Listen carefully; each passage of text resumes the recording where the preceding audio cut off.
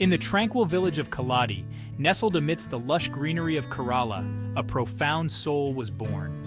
Adi Shankaracharya, a name synonymous with spiritual enlightenment, graced the world with his presence in the 8th century CE. His birth was no ordinary event. It was believed to be the answer to the fervent prayers of his devout parents, Aryamba and Shivaguru. From a tender age, Shankaracharya displayed extraordinary intelligence and a deep-rooted inclination towards spirituality. He mastered the Vedas, the sacred scriptures of Hinduism, while still a child, astonishing scholars with his wisdom and insight. His thirst for knowledge was unquenchable, and he absorbed the essence of ancient scriptures with remarkable ease. His parents, recognizing his exceptional abilities, provided him with the best possible education in religious scriptures and philosophy. The young Shankaracharya, a prodigy in the making, drank deep from the wellspring of ancient wisdom, his mind already grappling with the profound mysteries of existence. Little did they know that their son would grow up to become one of the most influential figures in the history of Hindu thought.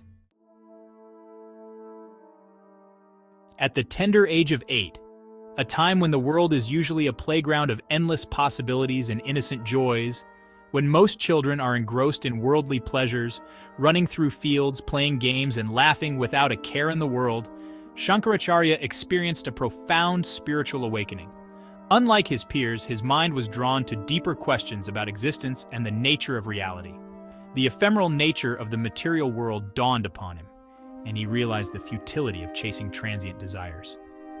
He saw the beauty of the world, but also its impermanence, and this realization stirred something deep within him. He felt a strong pull towards a life dedicated to the pursuit of truth and the realization of the divine. This inner calling was not just a fleeting thought, but a powerful force that guided his every action. His parents, though deeply attached to their son, recognized the authenticity of his calling. They had always seen a spark of something extraordinary in him, a wisdom beyond his years. They understood that his soul belonged to a higher purpose, a destiny far greater than the confines of their humble village.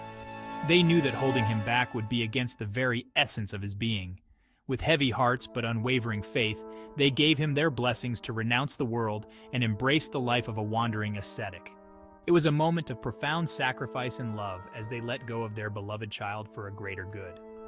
Leaving behind the comforts of home and the love of his family, Shankaracharya set out on a solitary journey to seek a guru, a spiritual master who could guide him on his chosen path. His journey was not just physical, but also a deep inner quest.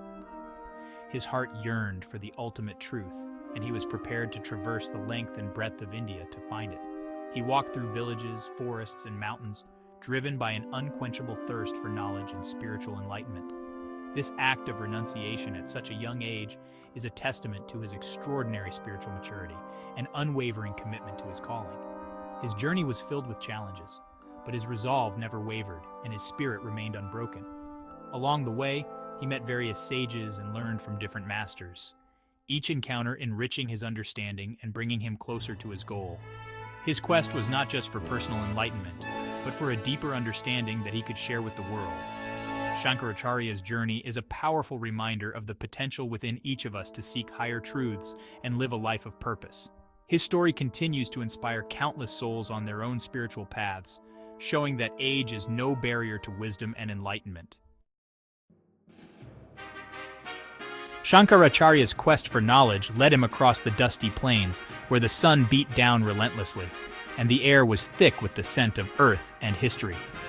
These plains were not just physical landscapes, but also symbolic of the vast expanse of human thought and the journey of the soul, and towering mountains of India, where each step was a testament to his unwavering determination. The mountains, with their majestic peaks and serene valleys, mirrored the heights and depths of philosophical inquiry that Shankaracharya was so passionate about exploring. He engaged in rigorous philosophical debates with renowned scholars, his intellect shining brightly as he challenged established doctrines and expounded his own profound insights. These debates were not mere intellectual exercises, but were battles of ideas, where the sharpness of his mind and the depth of his understanding were put to the ultimate test. His reputation as a brilliant philosopher and a formidable debater spread far and wide, attracting disciples who were eager to learn from the young master.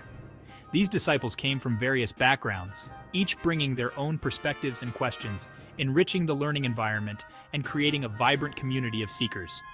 During his travels, he encountered Govinda Bhagavapada, a renowned sage meditating in a cave on the banks of the sacred Narmada River. The serene surroundings of the river and the cave provided a perfect backdrop for this momentous meeting, where the flow of the river symbolized the continuous flow of wisdom from the guru to the disciple. Recognizing him as his destined guru, Shankaracharya humbly requested initiation. This act of humility and reverence was a significant step in his spiritual journey, marking the beginning of a deep and transformative relationship between the guru and the disciple.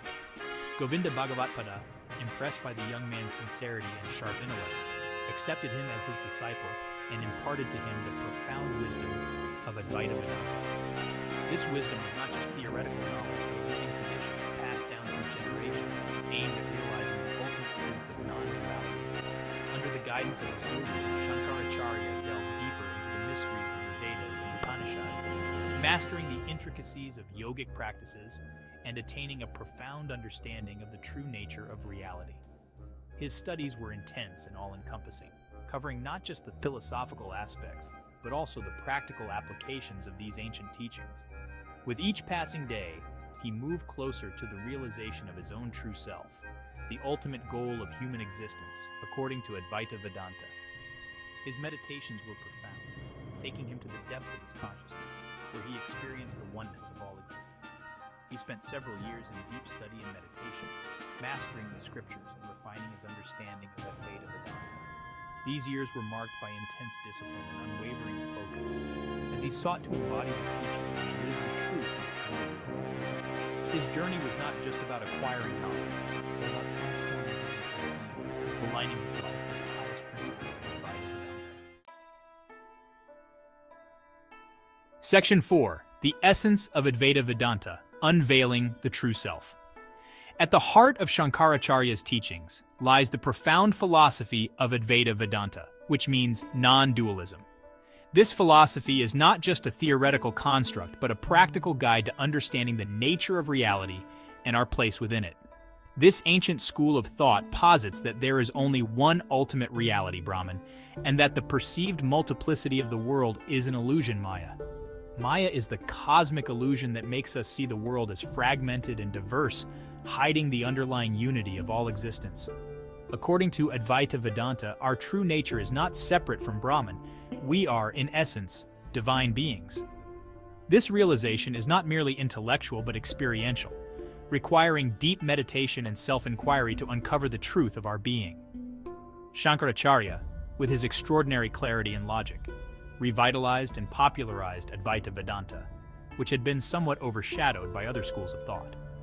His efforts were instrumental in bringing this profound wisdom back into the mainstream of Indian philosophical discourse.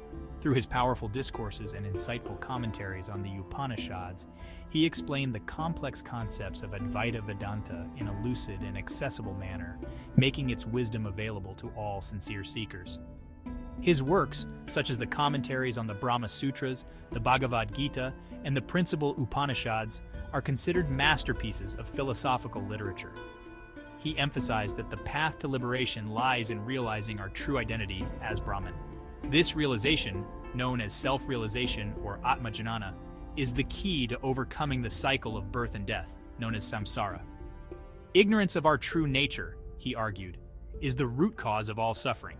This ignorance, or avidya, leads us to identify with our limited individual selves rather than our true infinite nature. By removing the veil of ignorance through self-inquiry, meditation, and the practice of virtues, one can attain liberation from the cycle of birth and death and experience the eternal bliss of union with the divine.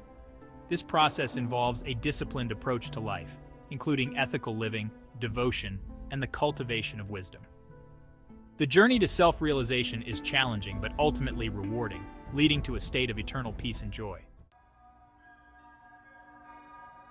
Section 5. Compassion in Action, the Brahmin, the River, and the Lesson in Humanity. Adi Shankaracharya was not merely a philosopher who dwelt on abstract concepts, he was a compassionate soul who lived his teachings. A famous anecdote from his life illustrates this beautifully. One day while on his travels, he encountered a poor Brahmin begging for alms. Shankaracharya, moved by the Brahmin's plight, wished to offer him something but realized he had nothing material to give. Just then, his eyes fell upon a dried amla fruit, the only possession he had. He picked it up and offered it to the Brahmin with utmost humility and respect. The Brahmin, touched by Shankaracharya's sincerity and compassion, accepted the humble offering. This act of kindness, though seemingly insignificant, revealed the depth of Shankaracharya's realization. He saw the divine spark in every being, irrespective of their social standing or material possessions.